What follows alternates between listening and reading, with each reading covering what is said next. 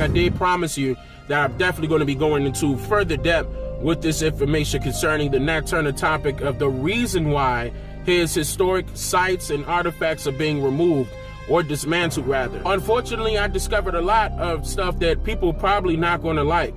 And I want to jump straight into it because there are multiple books that are being published and movies, concerning the Nat Turner story. And it's just that. It's just concerning the Nat Turner story. And this is what I want to mention. All of this information that's being publicized right now is definitely not adding up. It's not adding up. And I'm going to break down why. Number one, what evidence do we have to lay claim to the Nat Turner story? Not much. I mean, because there's no grave sites, there's no bones. All the historical houses have been removed from its original location. The historic houses that were at its original location has been dismantled. So there's no true information about Nat, just the story that we were told about him. And number two, I want to definitely go into the story, of Nat Turner. Those dates are not adding up. Those dates are not adding up. How is it that you killed all of these people, okay? All these white people, men, women, and children, within a 24-hour span. Then 2 days later, you get halted by the militant men. Everything that they just stopped, they quelled the revolt in 2 days. Now we talking about the 1830s here, okay? Mid 1800s. There was no internet. There was no cell phone. How did they get that word that quick? Not only that, they captured him right then and there, or locked him up rather. Captured him. That's the terminology that they used. And he was sitting in jail all the way until November 11th on his trial date. So, what white man was going to let a quote-unquote black man sit in jail after killing 50 to 70 white people? Sit in jail during that time period? Because to go back, let me go back a little bit. Because to catch him, how? I'm down here. This is a lot of land to cover. These houses are not next door to each other. That's a lot of land. How did you catch him? The houses were not side by side. That's impossible to do that within 24 to 48 hours. That's impossible. How do you know where he was? But yet he was caught, tried and hanged 3 months later. That just don't sound right. That doesn't add up. Number three, where are his pictures? Where are the authentic pictures of Nat Turner? Okay, I mean, I went to the Library of Congress. I went to multiple libraries, and I tried my very best to find an authentic picture of Nat Turner and the National Archives. And they usually on top of everything, okay? Even if the government didn't like it. See? Now, when you go to Google and type in pictures of Nat Turner, they showing you pictures of a young Frederick Douglass. Hello? Does this add up to you? Dred Scott, okay, the one where he went to court to try to fight for his rights as a quote-unquote black man, and the judge was like, y'all don't have no rights? They go sit up there and say Nat Turner had a lawyer. I'm going to get into that in a second, but mind you, Dred Scott is from the exact same area Nat Turner is allegedly from, Southampton County, Virginia, okay? They born a year apart from each other, all right?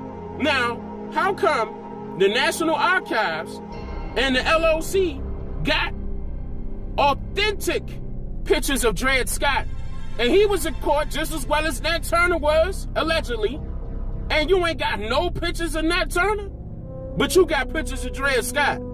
Not only that, you, Department of Historic Resources in Virginia, you can sit there and tell me when the first African slaves was imported here in the United States, Okay? And then you could tell me when the first African slaves made it and created the first African American baby in America. You could document that. But you can't give me a picture of Nat Turner. You can't give me, hold on now, you can't give me his mother's first and last name, his father's first and last name, date of birth, place of birth. See there? Where is this information? And so now they done created a movie saying, oh, Nat Turner had a son and he had a wife. Now all of a sudden they got proof, but what about his lawyer's documents from 1831? What about those? His alleged lawyer was a racist, bigoted white immigrant named Thomas Gray, who was dead broke. He kept spending his money on gambling, right there with I think his name is French. I'm gonna pull it up. Gambling all of his money, but they gonna say he's smart because he went to a university now, got his little lawyer degree, and number one, he wasn't Nat Turner's lawyer. But they gonna sit up there and use his book that he created, okay, in order for him to gain money so he could not be broke no more, and go create the first official book stating Confessions of Nat Turner in 1831. Now, where have we heard this before? You created and published that book after Nat Turner died. This don't ring a bell to y'all? Alex Haley? Autobiography of Malcolm X got released after he died. Said he sat right there and wrote all that down. They came out and said that was fictitious. And you think Thomas Gray telling you the truth? He sat down there with Nat Turner. You think Nat Turner gonna sit in jail and tell this white boy after he'd have killed a whole bunch of white people, he gonna sit there and tell a white boy why he did it, where he came from, what's going on? Oh, my family from here, my wife's name is? None of that is adding up to me. Is it adding up to you? Thomas Ruffin Gray. It says right here that he represented several slaves in court. He didn't represent Nat Turner. Who represented Nat Turner was French. His first name was James French. James Strange French. His middle name is Strange. Represented Nat Turner in court. Allegedly now, because this is based off the documents that's in the National Archives. So don't get it confused, you know, that Thomas Ruffin Gray was Nat Turner's lawyer. No, he wasn't. It was James Strange French. That was his lawyer. Thomas just so happened to be there, okay? Trying to document all this stuff as much as he can so he can make some money. He was broke. Big time gambler. He ain't had no money. He put out that Confessions of Nat Turner book to get money and was very successful doing it. And that also helped other white settlers, okay, with knowing how to treat people that were rebellion. Because see, keep in mind, it was multiple raids happening at that time. Multiple Indian raids happening at that time period, during that time period, especially in Virginia. So I could get pictures of James French. I could get pictures of Thomas Gray. But I'm talking about authentic pictures. But I can't get no pictures of Nat Turner. All these other books that came after 1831, and the movies as well, was all based off of information coming from Thomas Gray, okay, that he alleged in publicized in his book. And we gonna believe him after what Nat Turner just did? We gonna believe a white man to tell a story about Nat Turner. Not only that, it was admitted in the court documents that I have right now. Thank you all for donating, because I was able to purchase these costly documents. You can't pull this up. You can't pull this up. I got it. Okay, now, also what was mentioned in there was the fact that that whole entire story was fictitious. Okay, and then on top of that, when it was publicized in 1831, it was publicized in the fictional section.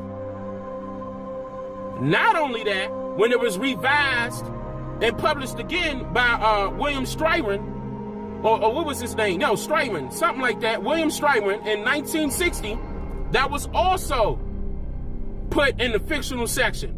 And it was also called Confessions of Nat Turner. William was born in Southampton. Thomas was born in Southampton. And okay, so the same white people that he was killing gonna be the same white people to tell his story? See, all this was about money. All of this was about money. You don't have evidence, but nothing but the story that Thomas Gray created.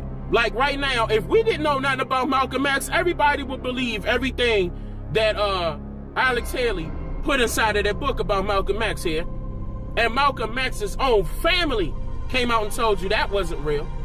So I'm going to sit here and tell you, based off of me doing these travelings and looking at this land and trying to add everything up, looking at how far the court was from, listen, that whole entire story was fictitious. Nat Turner did not give up his names of his family members, his children, none of that. Where he was, none of that. All that stuff was made up and made to look good so Thomas Gray can make some money. That's what that was. He was gambling. Him and his other white boys were spending that money. They needed another way to make that money. Okay? They capitalized off of a Nat Turner story that they created. See? And that's the problem that I have right there. Because see, mind you, I said earlier, there were multiple Indian slave rebellions occurring during that time period, especially in Virginia. And the alleged one that they duly noted and historically publicized is Nat Turner's. See, this is the reason why I'm here.